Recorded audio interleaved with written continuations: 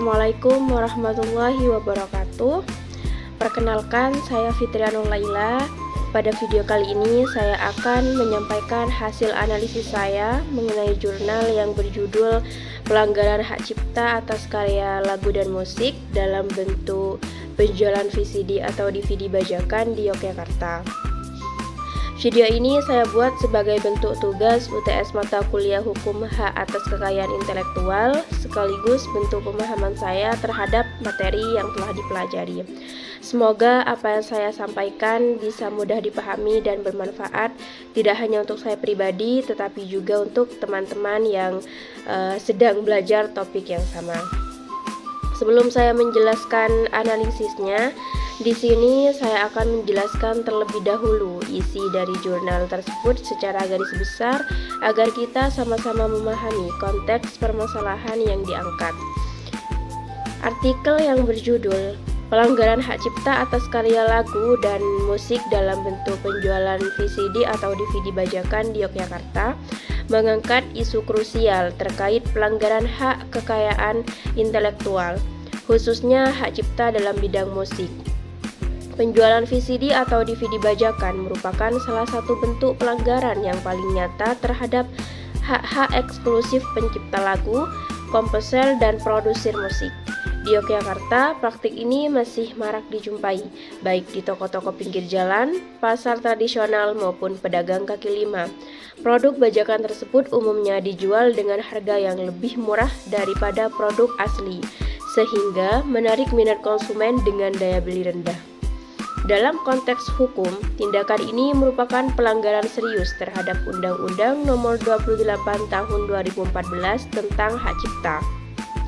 Undang-undang ini secara tegas menyatakan bahwa hak cipta adalah hak eksklusif bagi pencipta atau pemegang hak cipta untuk mengumumkan atau memperbanyak ciptaannya. Penjualan VCD atau DVD bajakan tanpa izin berarti telah terjadi perbanyakan dan distribusi ilegal karya musik yang seharusnya hanya boleh dilakukan oleh pihak yang memiliki hak.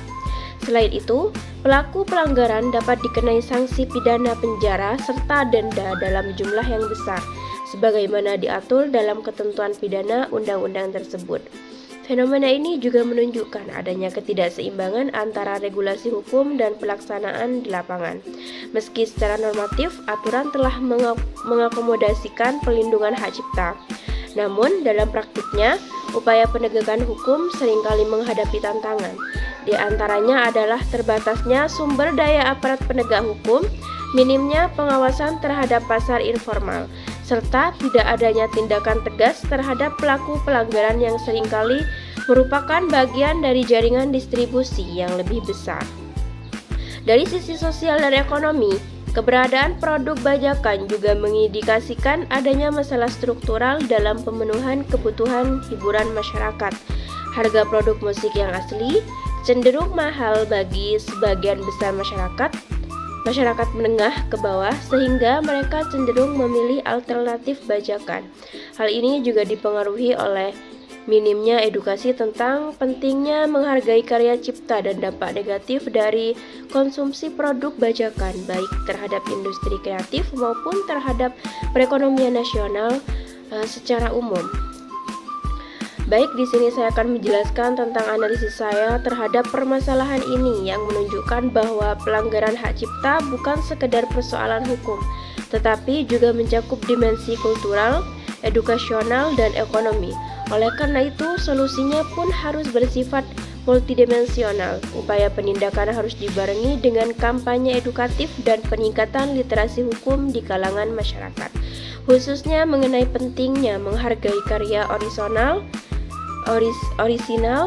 dan pemerintah juga dapat mengambil peran lebih aktif dengan memberikan akses terhadap produk musik legal dengan harga yang terjangkau, mendukung distribusi digital yang legal, serta memberikan perlindungan hukum yang nyata kepada pencipta karya. Dengan demikian, penjualan VCD atau DVD bajakan di Yogyakarta merupakan persoalan yang kompleks yang membutuhkan perhatian yang serius dari berbagai pihak, mulai dari aparat penegak hukum, pemerintah daerah, industri musik, hingga masyarakat sebagai konsumen. Penanggulannya harus bersifat kolaboratif dan berkelanjutan untuk menciptakan ekosistem industri kreatif yang sehat, adil, dan juga berkelanjutan.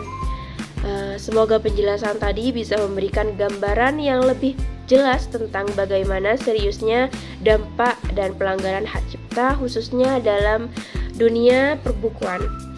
Harapan saya melalui video ini kita semua bisa lebih sadar pentingnya menghargai karya orang lain dan mendukung ekosistem literasi yang sehat dan berkeadilan. Terima kasih banyak sudah menonton sampai akhir.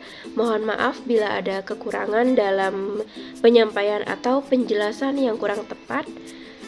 Kurang dan lebihnya mohon maaf. Wassalamualaikum warahmatullahi wabarakatuh.